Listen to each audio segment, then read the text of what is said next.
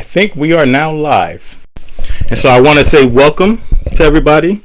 Welcome to Diana here. Welcome to the first installment of Life Change Lounge, which was dreamed up about a month ago at midnight at random. And I thought, who better than to kick this off than with Diana Mitchell herself. I want to welcome everybody who joined us. This is our first episode of hopefully many. And this is our first opportunity to really just talk about real life stuff. The birth of this was really just unscripted live conversations with people who've gone through life-changing moments and what birthed out of that.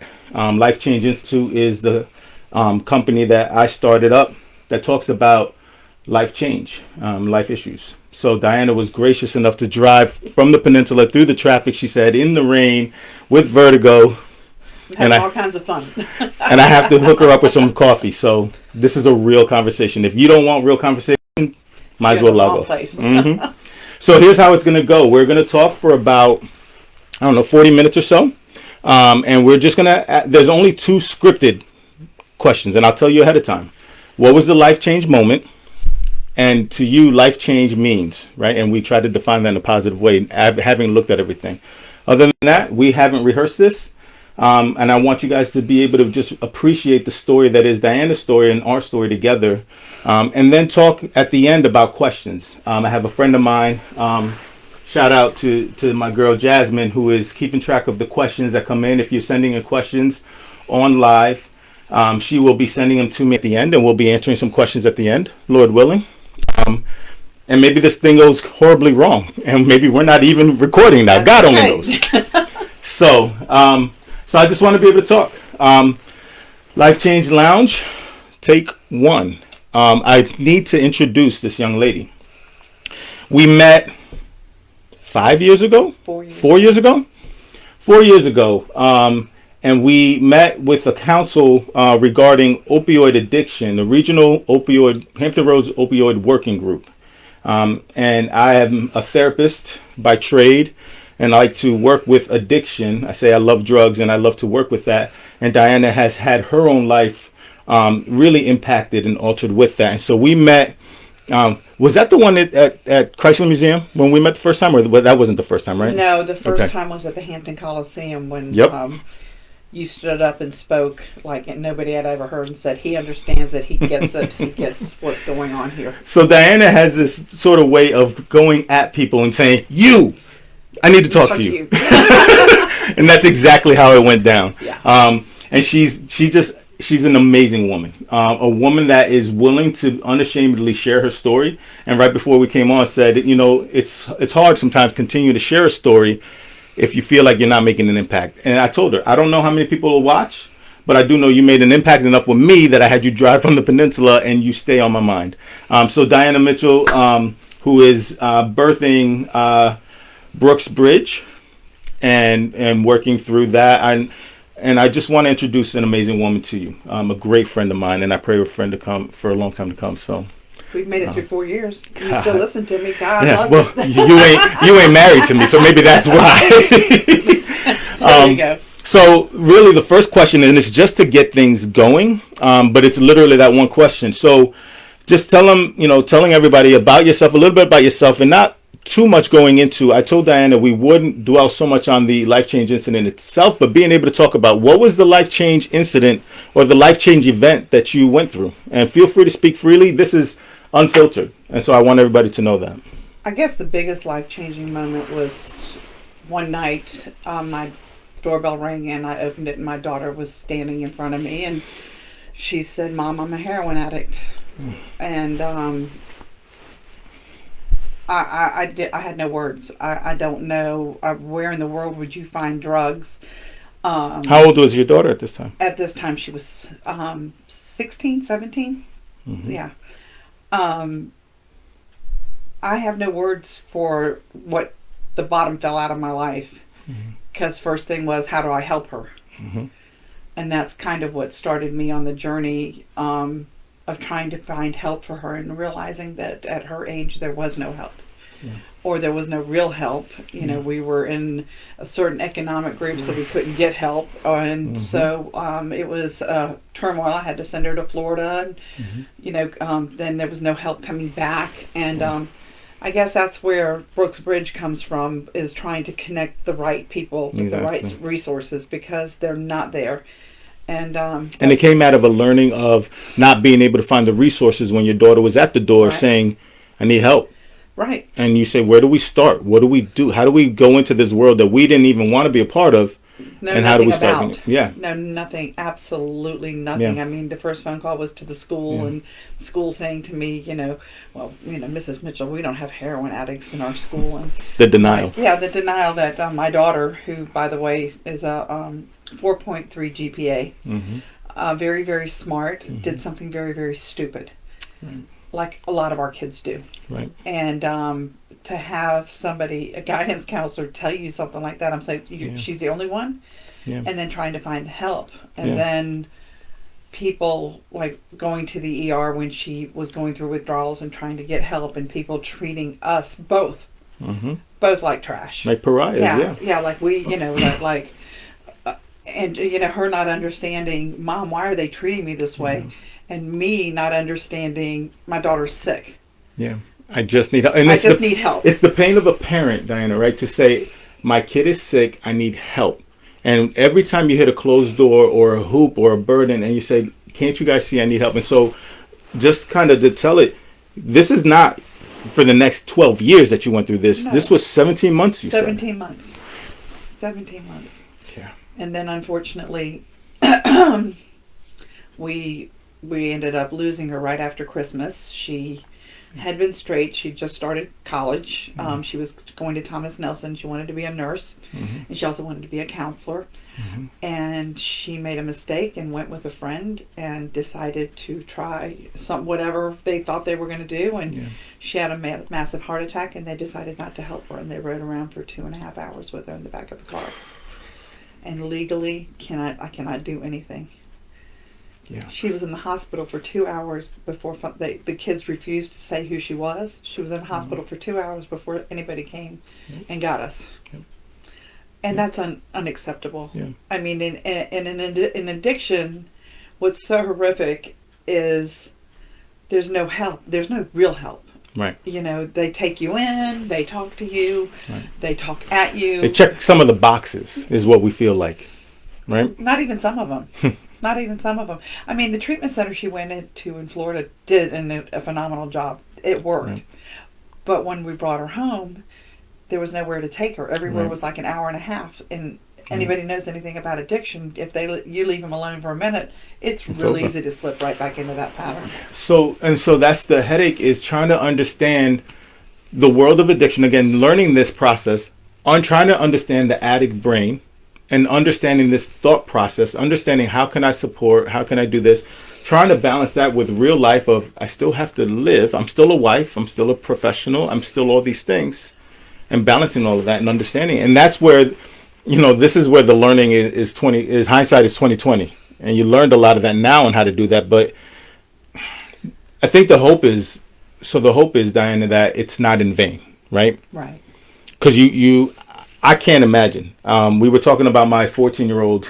I got two girls, 14 and 11, and we were talking about, you know, her hard-headed 14-year-old nature and just walking through all those things in frustration. But I can't imagine walking through that. I can't. And everybody says, I can't imagine that. And this is where I'm mad, and this is where this came about. They stopped the tape there. Yeah. Oh, I couldn't imagine, Diana. I'm so sorry. And then they go on. They walk right out the door. It's not their problem. They go home. Even their counselors, even where she had got treatment at, once she left there, she couldn't connect with anybody. So those resources just shut down. Right. So it's like, so you built this relationship for 4 months with these people, and you can no longer talk to them and go figure it out yourself. Right. At 17. Right. Come on. And you chose differently. You walked through the grief of that, because that was what year? That 2017. So that was 2017, 4 years ago. And you could have stopped there, right? My daughter walked through this journey and it was hard. And you go through the grief process, and you kind of go through what we call in counseling stages of grief, the 5 stages of grief, and you get to acceptance, and you kind of move on with your life and stop there and not try to learn. You kept going. So that's the life change moment. Why did you keep going with this? Because I find it unacceptable that a parent can't get help for their child. I find that to me, I can go out and get help for anything else. Mm-hmm. And then they put her in a box. I mean, literally checked her off in a box and said, you are 17 going on to 18 and we cannot help you. Yeah. And then when she turned 18, they put her into groups that with 50 and 60-year-old people. Yeah. The treatment that they have for that age group is unacceptable. It's not moving forward. It's nothing forward thinking. I don't like the idea that putting drugs after drugs. I know everybody wants to say, well, okay, they're kids. Yeah. So why can't we teach them another way of life? Yeah. And the one thing that Brooks said to me and that keeps me going is, Mom, you're all happy and going. You had this, I had this. You're always happy and flowing, and I looked at her and I started laughing. And she goes, "Yeah, I got none of that." And I started laughing. I said, "You know what? It's a conscious choice.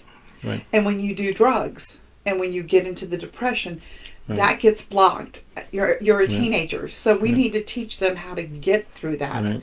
And that's where I think it's so important to have people teach the kids how to get through this. You turned into, as parents, we're advocates for our kids, and you remained an advocate. You became a public advocate for kids to understand this mindset. And what Diana's talking about, so this is what I wanted to do. This is my hope with this, is to be able to take the real world stories and connect it clinically.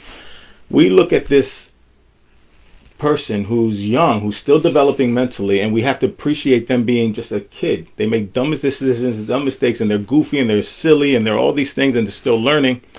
And try to figure out how much of it is that to blame versus some of the drug or some of the social or any of these other things. And you're still wanting to learn and try to really appreciate the growth in all those areas, right? And you're still wanting to then teach other parents, to teach other kids, to teach school systems, right? You're working with Carolyn Weems to do that.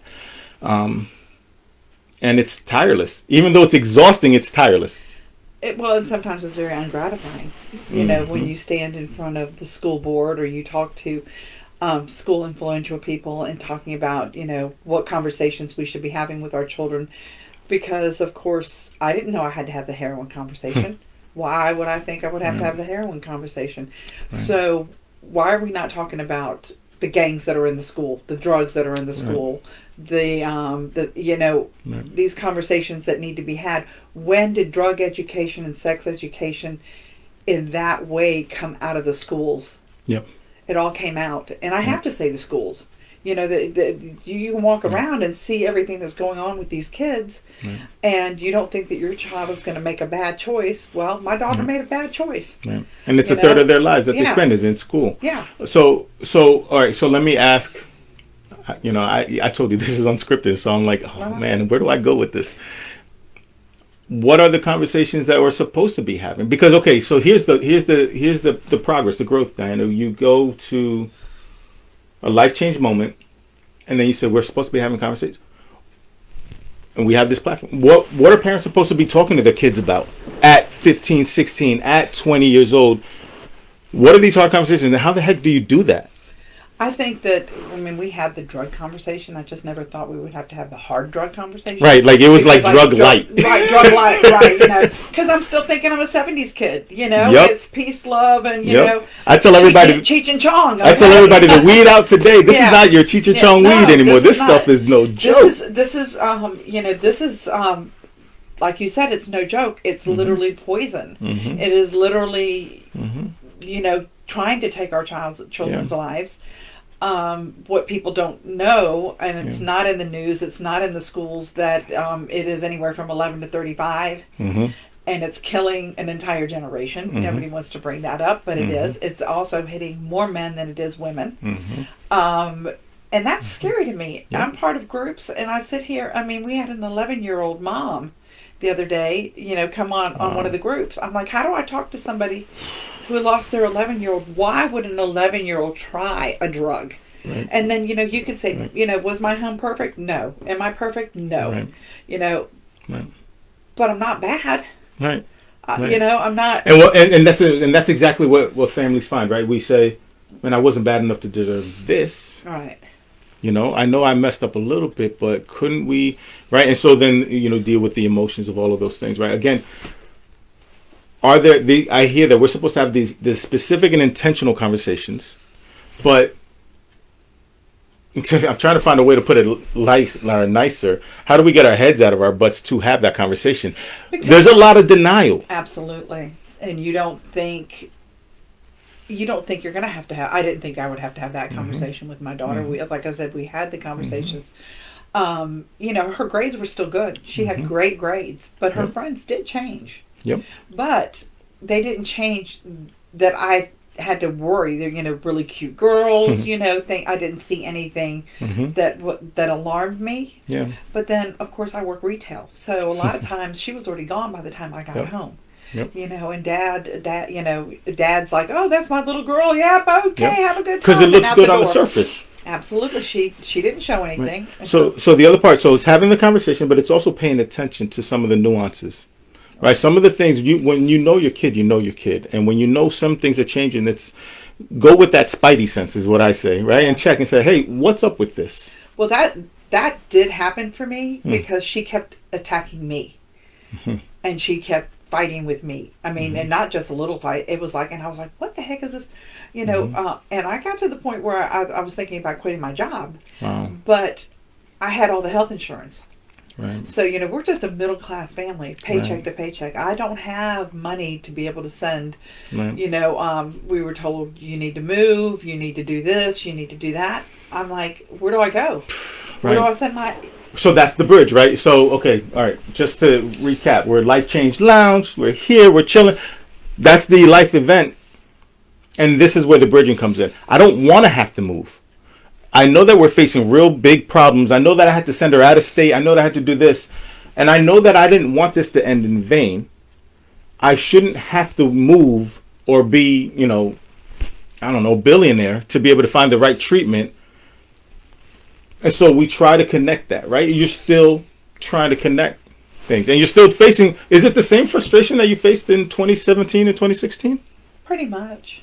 And pretty much it being dismissed, conversation. Even though it's more in the news, even though it's more awareness, more, it's frontline stuff. Everybody's aware of opiates and all the money's being paid back and all that. So how is it the same? How are we in the same place? Because we haven't grown any. We haven't learned any. We haven't done the right things that we're still doing the same old treatment. There's nothing that's changing. We're not meeting them. They're expecting to meet us. And that's not where they're at. Oh, God. My daughter's favorite thing was, Mom, my brain is not going to be fully until they're 26. And why are we not understanding that? So that's why me and you became friends so quick. Because you saw me and you said, what is wrong with this guy? No. Really? No, not at all. You were on a panel with about 10 other psychologists from the CSB and from all different areas, and everybody, well, you need to do, I'm like, you've been in it 50 years, you need to go, okay? Nobody is getting what's going on and meeting the kids today. Yep. You cannot meet the kids today and do the same things you've been doing for 50 years. It doesn't work. Yep. Don't. Why are you automatically? And everybody's go-to is go to Suboxone, go to Vivitrol, go to this, go to that. Okay, I understand somewhat, but if you have a 15-year-old that just tried drugs and became addicted because it's made to addict you immediately it grabs anymore, so it grabs you. So, and if you have addiction issues in your family, that's another red flag. That's another red flag where. In our family, with my husband's side of the family, that I thought, well, she was my child, so she would have never. Right. She came down this line, not the other line. Right. She is mine. She's not his. Well, there's addiction on the entire half of his family. So that's another thing that people don't have a conversation about. And that is one thing that I have brought to my doctor's attention, that when you take your children to the doctor, you need to say, the doctor needs to ask you, are there addiction issues? In the family, so they can go another route and not give your kids drugs. Because once that's whole, and see, I never put that in, that Brooke might get this euphoric feeling off of something from the dentist. So here's a real world sort of example for you, Diana, for you guys watching. My daughter just had ACL surgery. She tore her ACL in December, had surgery in January, and Daddy's obviously been a drug counselor. I tell her I'm the baddest man on the planet. I'm the best drug counselor there is, right? And so she's obviously, since like 5th grade, has been accused of getting high. You're getting high, aren't you? Like, Daddy, stop! I don't even know how to spell high, right? And so when she injured herself and when she's going through the rehab and getting ready for the surgery, the conversation with her, both with the doctor and then privately, was, I'm not going on pain pills. I'm not, right? And so these are the real conversations, and understanding too that the reason wasn't so much even just fear because Daddy's a counselor, but understand that she's a lot like me. Right. And we have a really addictive personality. And we are all in on stuff. And she knows that. Like, it's funny because we learn not just kind of what bloodline they're from, the characteristics and traits that they get from us, but having these conversations and real conversations, right? She didn't have to say it. She could have said, it's whatever the treatment is and we're going to do it. And God knows where the story would have gone. She's willing to have the conversation because she knew she's a lot like me. Right. And that's where we do have these hard conversations. And these are the conversations that you don't, everybody walks around and they have their checklist. Right. This is what I'm doing, and I'm doing this right, and I'm doing that right, and I am the perfect parent. Right. I thought I was. I mean, there's no perfect parent, but you know what I mean. We have our checklist. Yep. No, we say, at least I'm better than this. Fill in the blank. Right. Right. And my daughter was so busy rescuing other people all the time. She was the perfect kid. Yeah, she was. It was really funny because she said, what did she say to me one time? You never punish me. I said, you don't do anything wrong. I mean, I don't understand what you want me to punish you for. Just because, you give me nice things doesn't mean you love me. I went, what? I said, how about that you earn them? That you make straight A's, that you're just genuinely a good kid. Right. It just, and that faith that she didn't have in herself. I don't know where she lost it. Here's a hard one to navigate. So follow me. Sometimes when we have these kids that are great kids, my girls are amazing girls, and they don't necessarily do anything wrong, but we still find that we don't discipline per se. So if I stay on top of her with the little things as much as the big things and that sort of thing, maybe I could kind of keep pace with, and she would be used to me correcting and guiding, right? Sometimes we find that we let them ride because we didn't see anything wrong. Until it was almost too late. Like, is that fair to say? Like, is that fair for me to think like that? Like, well, I mean, I would correct. Dad wouldn't. Right. Dad was the fun one. Oh, I got her. She's okay. Yeah. Well, I don't like the way her mouth is today. I don't like the way she's talking to me. I don't appreciate it. Right. I don't appreciate that she didn't clean her room or she didn't pick up. Mom will get over it. Mom will get over it. And Dad, and the biggest thing is teamwork, and that, and that's, you not only need to listen to your kids, but you need to listen to each other. Yeah. And if one parent is doing one thing and one parent's doing another, I got her. No, you don't. Right. Where'd she go? Who'd she go out with? Who's her friend? Well, Mom, you asked too many questions. No, I want to know who you're with, or so you can't really let up. I mean, there's no off day. No, because even though you're a good kid, you still got to clean your room. You still got to do your laundry, and you still have to clean, help around the house. Yeah. The other part of it is that there's no. Some people want to hear the right formula, right? Some people tuning in may want to say, okay, I'm watching this because I'm trying to take notes and figure out, okay, this is exactly the formula I need to do, and it's a crappy way to say this, but it's a couple ways, so I don't turn out like that. People often watch these things thinking that, or so that I know exactly what she told me to do so I can do that part right. And there is no set formula. There's no set recipe for an addict. There's no set recipe for where the life-altering events will happen. You can't dictate. What I tell my clients is you can't control all the variables. If you're watching this and you're thinking you can control every freaking variable, you're an idiot. I mean, sorry to say. It was the one thing that going to Naranon, and you and I've had these conversations and going to counseling, and we sit there and we listen, and it's about the addicts, and everything that they're doing and everything they're affecting. Right. And all I could think was, how can I help myself so I can help my daughter? Yep. And that's it. So not lose my ever loving mind that I'm chasing her down the street. I didn't do that. I because I just knew that there's no end to that. Yeah, it's funny, Diana, because that's the segue. Okay, so we're looking at event questions, and this is what we do. These are some things we can do. And you said something really, really poignant. I have to help myself in this process.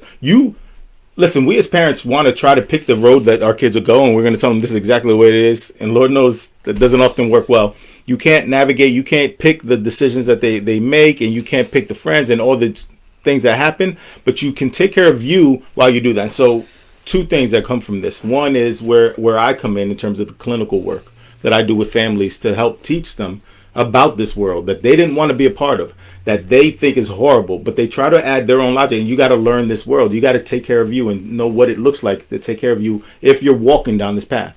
The other part is for you, what are some of the connections, the bridges that you've been able to make with this as a result of walking through this? Well, a lot of it, meeting you, meeting some legislators that are actually not just talking to be talking. Mm-hmm. I have made a connection with Bacon Street, and I have... What's Bacon Street? Bacon Street is a youth group that is basically mainly on the peninsula. And they have been around for 40 years, and they help families and children with addiction, abuse. They used to be just with... And that's another thing. There were things that are just for kids that have been in trouble, or kids that are military. Those kids, this population. This population, right. So we didn't fit into any of that, into any of those. So, but Bacon Street is wider now, and they're now also on the peninsula. So they're now in Hampton, Newport News, Gloucester, York County. Gotcha. So they, so their doors are open, and they do outpatient. Wow. So... and so they have what they call safe haven houses. So what they do is they basically, if the kids need a meal or a shower or whatever, because they're not turning to their parents, they can turn to a counselor, so they have open doors. There's a place that they can go to not just take care of themselves, but also kind of deal with the guilt, the shame, the issues that come as a result of walking down this path. Thing of it, I remember when Brooke overdosed for the first time that I knew, and I took her back to treatment, and I remember we're on the plane, and she's got her head on my shoulder, and she's crying, and Mom, what did I do to myself? I don't understand. And I'm like, you tried a drug that was meant to addict you. Yep. And I'm sorry, I didn't know we had to have this conversation. I didn't, I felt stupid. I felt totally unprepared. Yeah. We can have, the same time that I found out about Brooke, I had another friend who found out her daughter was pregnant. And it was going to be a mixed child from a very, very racial family. Okay. So, and I looked at her and I said, what I wouldn't give to have your problem right now. Let's put it all in perspective. Yep. She's got 2 beautiful grandchildren that they absolutely adore, and whenever I see them, I just hug them and say, what I wouldn't give to have that. So, I know that this, but you have to really look at it. But the thing is that what our children are doing, or what the drugs that are out there and the addiction, you can't talk to anybody about it until they're ready. And that's the worst part. The hardest part is when they are ready to come to you or come to find the help that they... So here's what I'm thinking. Here's how I approach it. You're right. There's never a right time. There's never a convenient time, right? And so, again, this is candid and off the cuff. God forgive me. There's oftentimes I get in trouble at my dinner table because every now and then I like to make my kids choke and my wife choke, because I'll say, hey, so let's talk vaginas. And they're like, oh, God.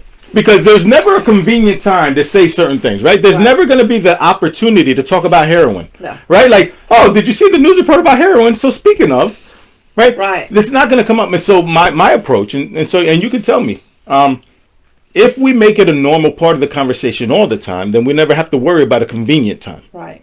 We've got to talk real all the time, and not sugarcoat things. But like I was telling my husband, I said, okay, so now we're old school, okay? Drugs were all in our school. I mean, the talking. Right. I mean, in high school and junior high, I remember seeing the movie. I mean, we went through a 6-8 week period where it scared the bejesus out of you to try anything. There was a song called Go Ask Alice, and there was a movie and it portrayed all the drugs. Yep. And I'm like, so when did it all get patterned down? When did real life come out? And I hate to put it on the schools because we're as parents. Yeah. But there's layers to it. There's layers to it, but I mean that's where we got a lot of our education. You know, you find out about drugs, you find out about sex, or you get the lid on it. Okay, let's say schools declined in their education of some of the things. What we got to do as working as a team is being able to say, okay, I'm lowering this part, you step this part up. Right. If we work together to do some of these things and say, okay, we're going to ease up on this part, but then maybe you got to ramp it up to keep it going. And recognizing that now, again, and I hate saying in hindsight, now in today's day, because I'm a therapist, you're a mom and an advocate, right? And we're working with doctors, and we're working on a council that works with law enforcement and these sort of things. And we're saying, okay, we're doing this part, so you take care of this part, and there's this collaboration with the hopes that it'll change. But we can't let up. Again, it's not that the conversations weren't happening. We just have to make them such a normal part of our table conversation. And those conversations, this is key, are not for just some houses or those houses. Every house. It's for everybody. Right. That's one thing.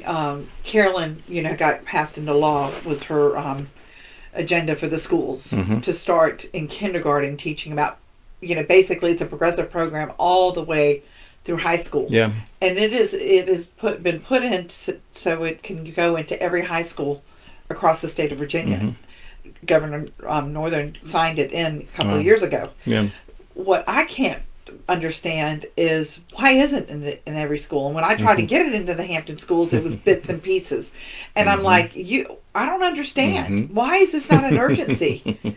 I mean, right before we came on, we were getting ready to start filming our first episode, Life Can Change Lounge, and we were talking about our bark and how Diana and I have a pretty good bark. If anybody's been around me knows I don't ever need a microphone.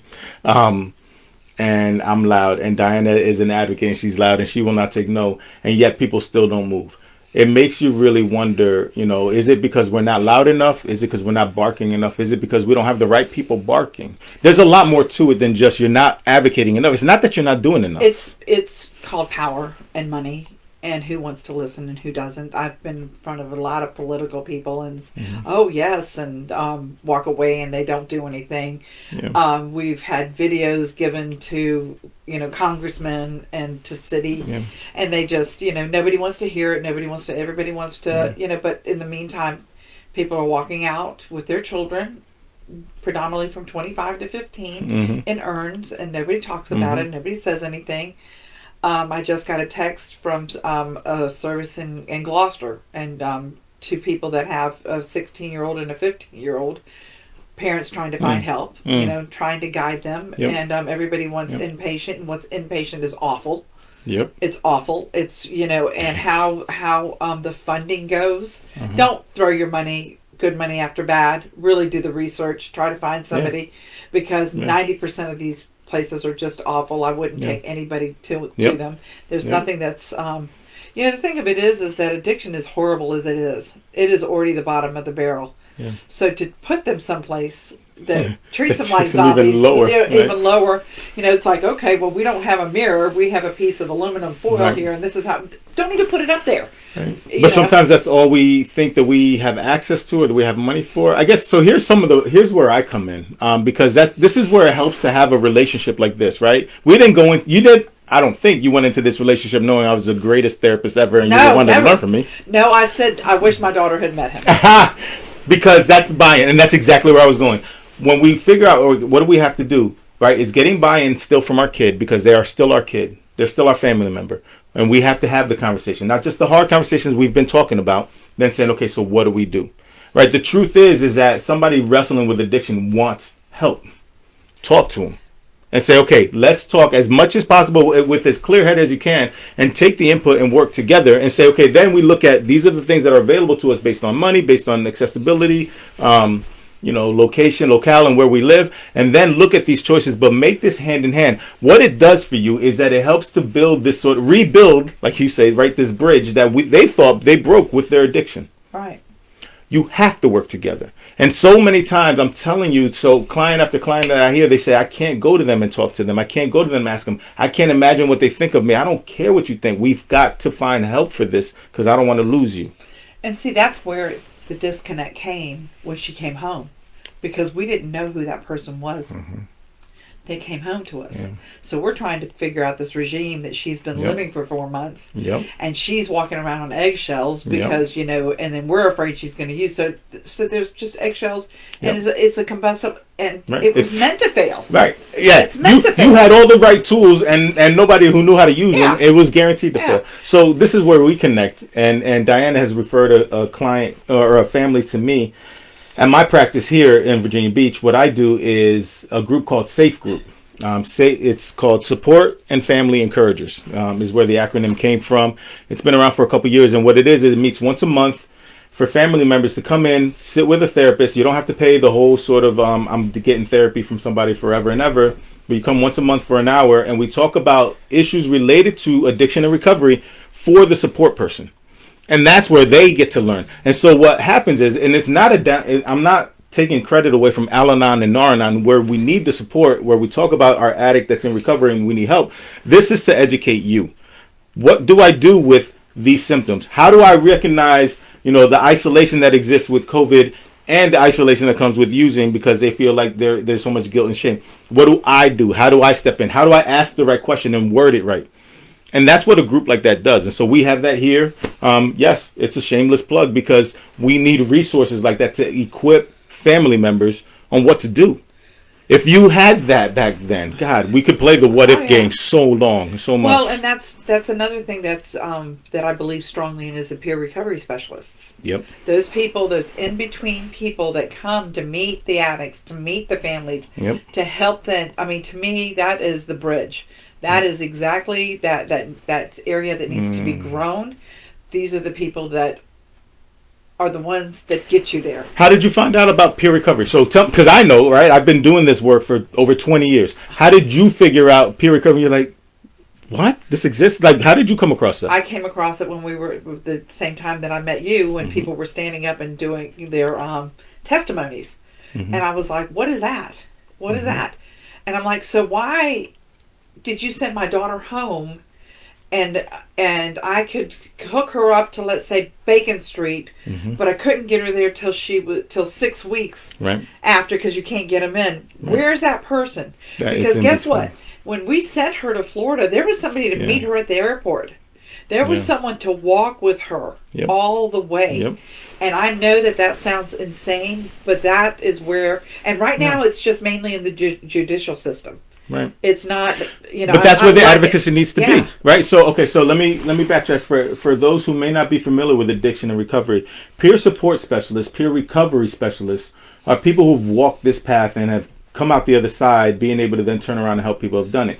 It exists for addiction. It exists for mental health. People who've kind of got, and it's not that they're perfect, Diana, that they've got enough together to say, look, I could at least get you to where I am, because I'm still walking through, but I got through pretty good.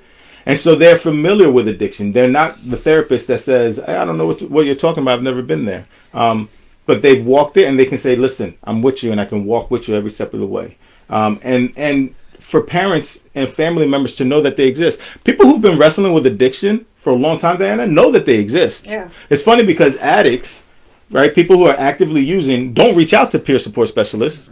They don't want to hear what they got to say. So if you knew about it and they knew about it, you're like, yo, you better call your peer recovery specialist, or I got somebody coming to the house. It's a sponsorship, just like AA. Absolutely. It's a sponsorship. It's somebody that could be there, and why, and especially not for, I mean, she was going to Nar-Anon meetings, but she was 17. Yep. She had nothing in common with anybody in that group. So imagine having a peer recovery specialist, right? Because they exist for us adults. Yeah. But for our teenagers. Yeah.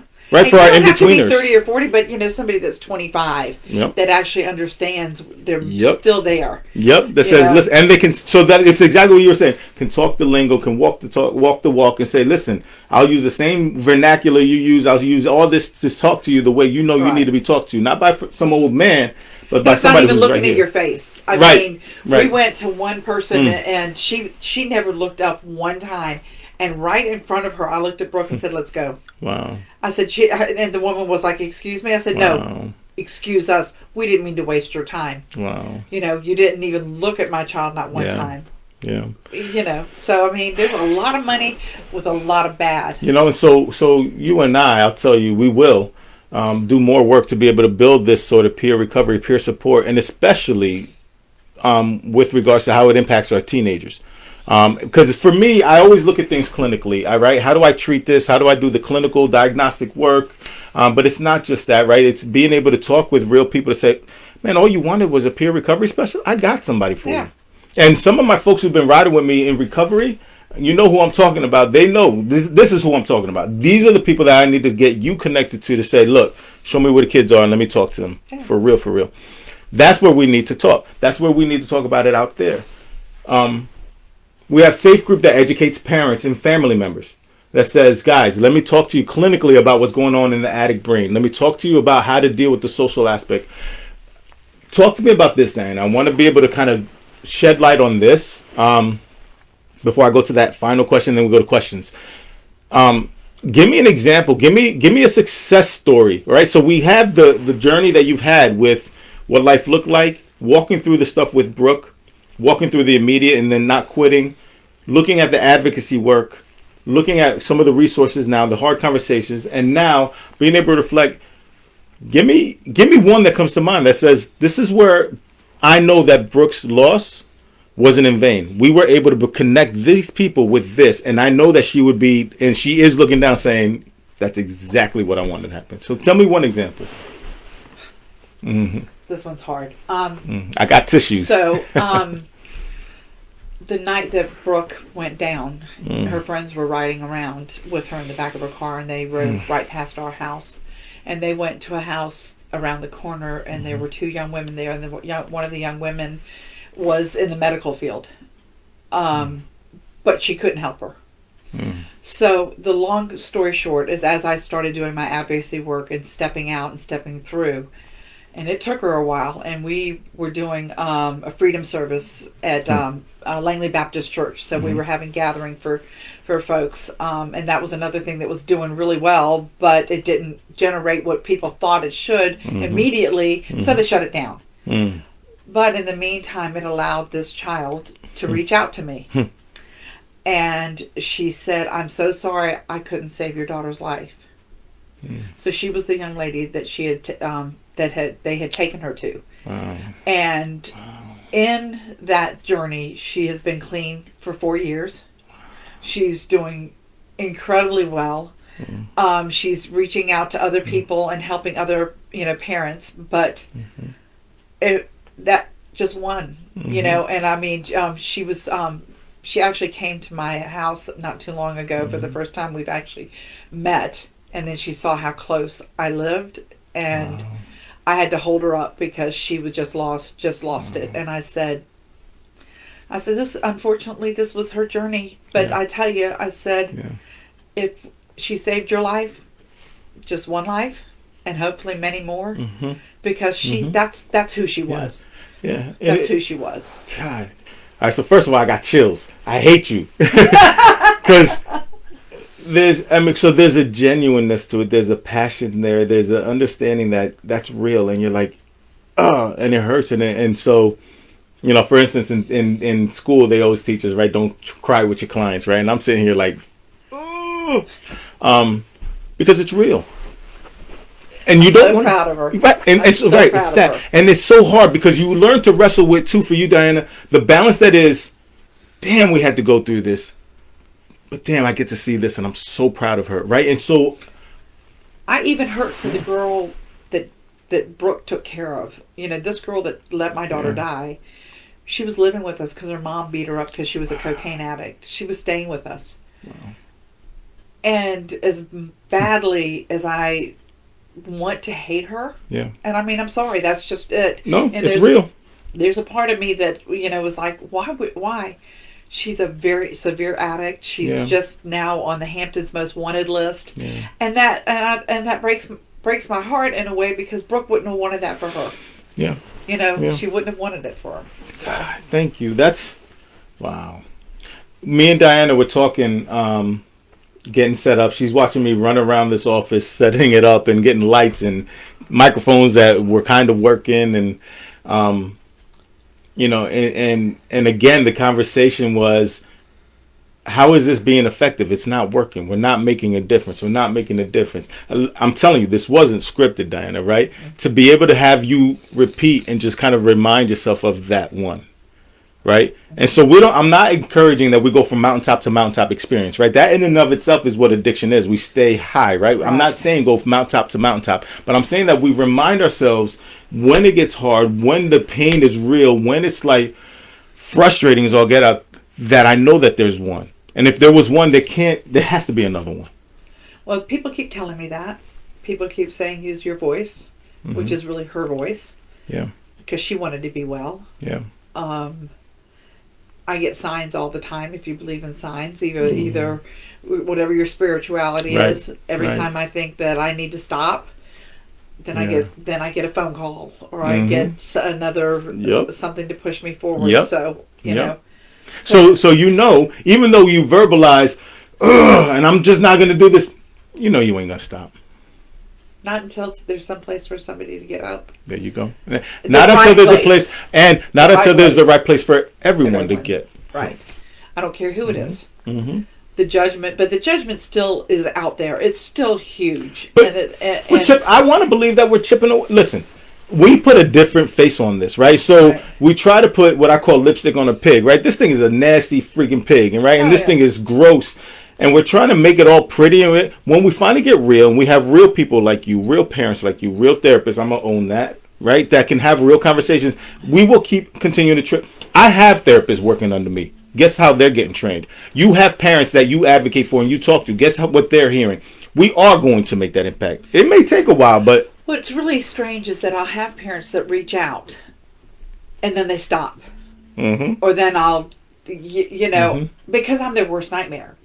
They don't want to talk to a parent that lost their child. Right. They want to know, how can I fix my child? Right. I can't help you with, I wish I wish there was a formula. Yeah. And the first formula has to be that they have to want it just as much as you want it for them. They gotta want it. And as a child, and I have to keep going back to children, but as a child, that's very hard because they're already confused. Yep. But we'll navigate it together. Yeah. So let me shift to this, because I know we've been going for about 50 minutes. Time flies when you're having fun. But I want to take some time. If anybody's got questions, I know that I've got my girl sending them in to me, and we want to field some questions and also kind of come up with some questions as we go along and to talk about this. I got a question here from Kaylee Turner. So shout out to Kaylee Turner. Thank you for tuning in to the Life Change Lounge. Thank you, because I think she tuned in more for you. Oh, okay. Yeah. Here's a question though. Kaylee writes, in the education system, how do we do a better job of working with students who struggle with substance abuse and mental health while still focusing on their academic achievements? How do we deal with the real life problems of substance abuse issues, mental health issues, and still encourage the education, right? Because we've got to get all of it addressed. How do you do that? What do you think? It's just not set up that way. That's the sad part about it. It's not set up at all. And actually, when this all happened with Brooke, they did put counselors in the schools because she was a force. Okay, that's the only way I can state it. So to get counseling for people, when you have this, you're supposed to have the school counselors. You're supposed to have a teacher that could reach out to help to walk this person through this system, and the system's broke. Yeah. So it's it has to start with our school board, with more families standing up and saying, this is unacceptable. Mental illness is, it is out here. I did have one of Brooke's teachers reach out to me in her senior year that had her in the 10th grade and come to me, and I'd already known she was an addict. Wow. I'd already known, and she noticed it. Wow. And said something to me, and that's when we started trying to get a counselor, but there were no counselors. Right. Now they've taken the counselors out of the schools because of COVID, and supposedly the money has disappeared. Right. So that's and that.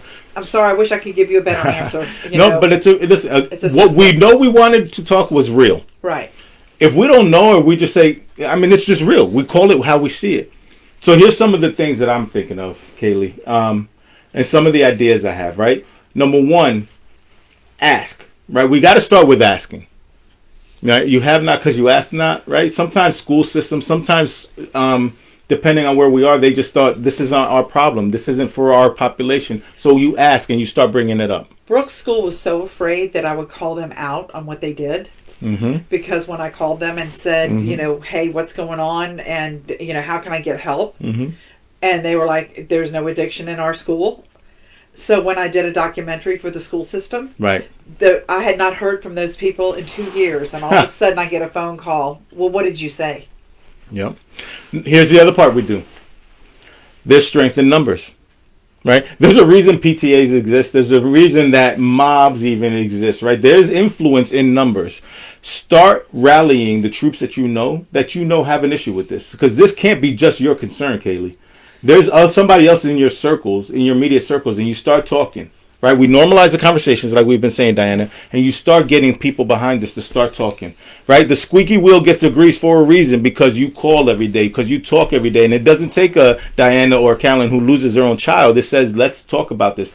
Now you ask for, how do we partner the education system, that they're in charge of the education, the standards here in Virginia. It's, it's the SOL standards. In New York, when I grew up, it was Regents. Wherever you are, you meet the education system and let the educators do the education, but I'm going to do the rest of the stuff. We need to partner with our community partners to do this more often, and ask and find out the community partners. See, what Diana is not shedding light on is that she's out here talking, that she calls me regularly. She's like, hey, I got a guy that needs this. I got a committee that does this. You want to? And we're getting all this. And I know she doesn't have it like today. I'm just setting it all up because I know it's coming and I know I'm going to need you. So do that. Use your voice, Kaylee. Use the voices around you. Get the numbers behind you. Get the right voices, is the other part you're saying, on the school boards, right, on the political side, on the legal side, to start picking exactly who you need to advocate to do the work. See, Carolyn was able to, she has such a huge voice, and with the school Mm-hmm. board, and Virginia Beach is more open to listening. Mm-hmm. And each school and city in Virginia is supposed to implement some sort of this program. But now with COVID, that's all gone away. So they're not teaching, and it is, and the thing of it is that what Carolyn was able to find, that this is part of the SOL program. They redesigned it, right, so it could be used. So what you hear, Kayla, and this is key, we often think we can't change a system. Right. But now you've seen that as a result of some of this work, they're starting to redesign the education system itself and how they do it. Through the SOLs. Yeah. And it took a little while, but we're doing it. So, all right, cool. Thank you. So here's another one. Shout out to Lisa Drew Scott. This one's for you, Diana. Knowing what you know now, could you see any signs of Brooks struggling with addiction? And how do we educate other parents on how to see what she calls the flags? Like, hindsight is at 2020. Were there signs? You said something about the change in friends. The change in friends. That was the biggest thing. Yeah. But still, I mean, they were still young, beautiful young women. Yeah. They came from good families. Yeah. Of course, later on, I found out that, one of the good families, the mom was a nurse, dad was a doctor. Yep. Mom was giving them Xanax, Yep. So you don't know where they go. Right. You don't know. Like I said, the biggest thing was the friends had changed. Her grades were still up. Yep. She looked great. Yep. She didn't put her makeup on, got her hair done, Yep. Nails done. But her anger towards me was another thing. But that was where I kept saying, why are you so angry at me? But of course, I still, later figured out what was going on. Because the further she kept away from me, then I wouldn't know. Yeah, I think that, Lisa, to your question, I know it's not me that walked through it, but when we talk about how do we educate to see the flags, I think that, the flags are specific to you and to your family, and what you see is different for your family and for your population. Make note of it is number one.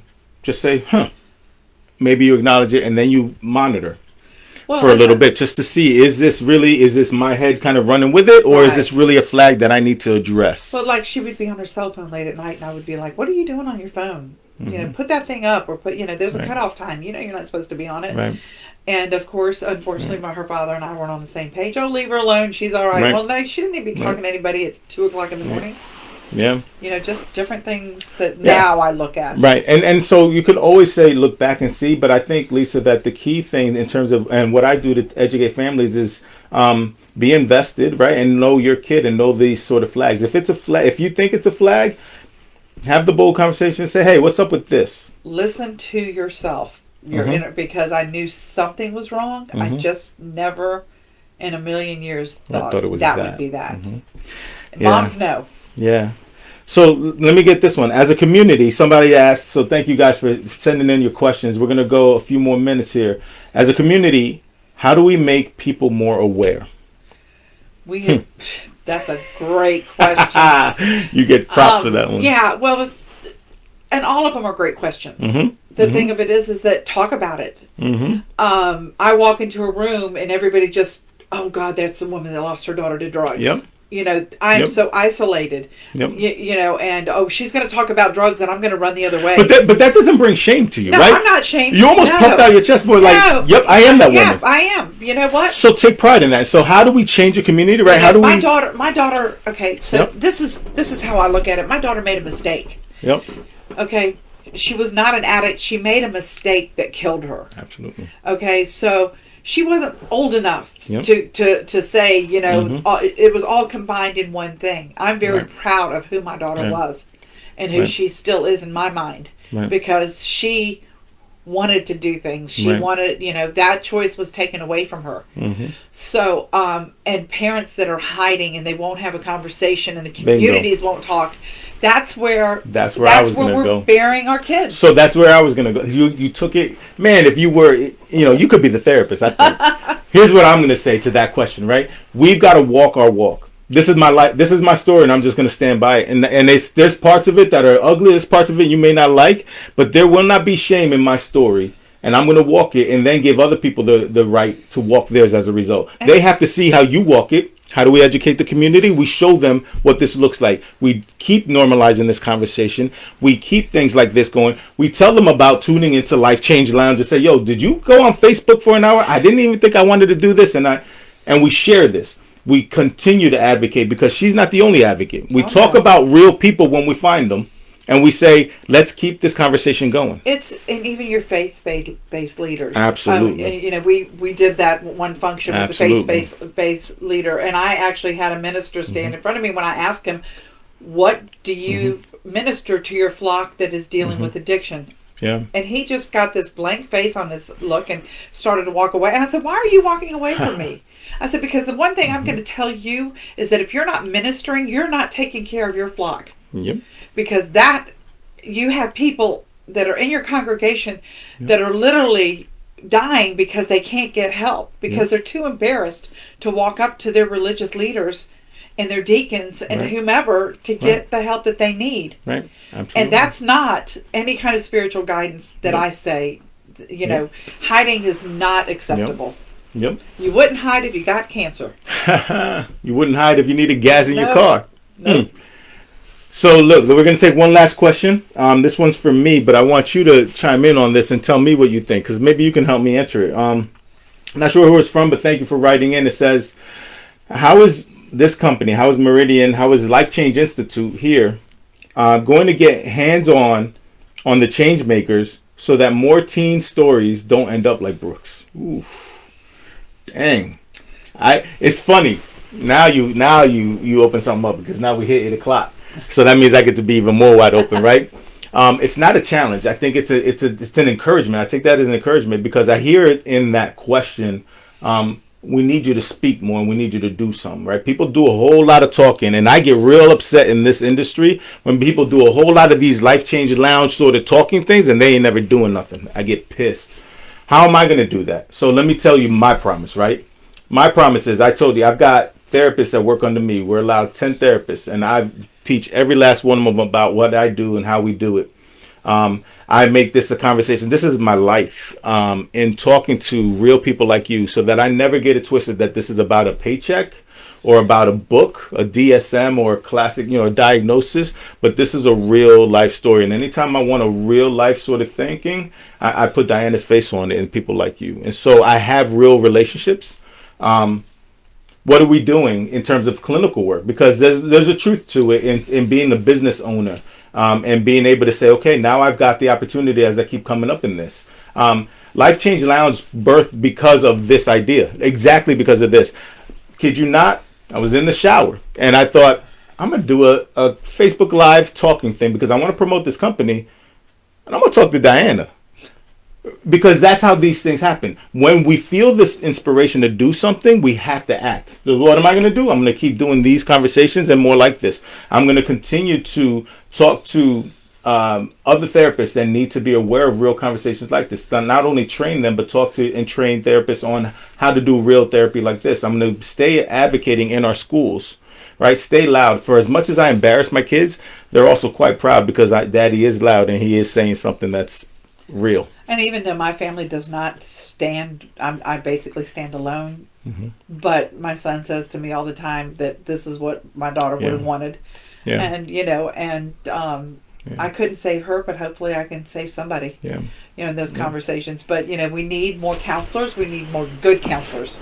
I'll take the challenge. I promise you, with every breath in me, I will take that challenge, and I'll make sure that everybody that I work with knows how to do real work. And the thing of it is it's not, every person is a different person. It is not all textbook. It is not all, you have to remember to keep the humanity in it. These are humans. Right. They are not somebody to talk down to or to not treat as a human being. What I saw in the short time, the way that my daughter and I both were treated was unbelievable. I texted Diane on the way here and I said, hey girl, you doing all right? She's like, I got this traffic. I hope you got coffee. And so the humanity of it is me stopping at Wawa because I don't drink coffee to get her coffee. That's the humanity of it, right? Yeah. So let's take this home. Thank you guys for your questions. Diane, I want to ask you this in a 30-second sort of response. Now, having walked this journey and still in this part of the journey, right, this life change moment in this journey, when you hear a statement that says, to me, life change is, right, finish the sentence for me. Life change is protecting my family. I have a new grandbaby. I have 2 grandchildren. Protecting everybody with my voice, with her voice. Yeah. Having those conversations, those hard conversations that we don't have. But when I look at my new granddaughter, and I'm like, no, there's gonna be more options available. Definitely. We have an entire generation that's being, coming up that thinks that people look around with masks on their face. Yep. It's a whole different ball game. It is. And definitely, no humanization. Yep, it is. And I want to make sure that is. You're amazing. How much money? Listen, I owe her a check. Y'all heard it on the camera? No. No, I tell you, with everything in me, and I pray that you know my heart, and you do know my heart, I can't tell you how inspiring you are to me. I can't tell you, you're going to make me cry, stop, how inspiring Brooke is to me, and I never got to know her personally, but I know her because I've met you, and I know her story because you are willing to continue to share her story with me. She was an amazing person. And continues to make an amazing impact. And so I don't want you to let that go, please. So I can't thank you enough. Thank you for having me. I appreciate it. Thank you. Thanks, everybody, for listening. Guys, thank you for tuning into the Life Change Lounge. That ends session 1. We are going to do this, I don't know, every other month. We're going to have different topics and different life change moments and life change situations that happen and how we walk through them. If you have questions for Diana, please send them to me. You can catch me on Facebook or all the social media handles with Life Change Institute. If you know me, you can email me at lifechangeinstitute@gmail.com. I'll get the questions to Diana. I firmly believe, Diana, that you've made an impact not just in Hampton Roads, but somewhere across this nation, even around the world, because of the conversations tonight. So thank you. And thank you guys for tuning in. We'll catch you guys next time. Bye-bye. Bye-bye.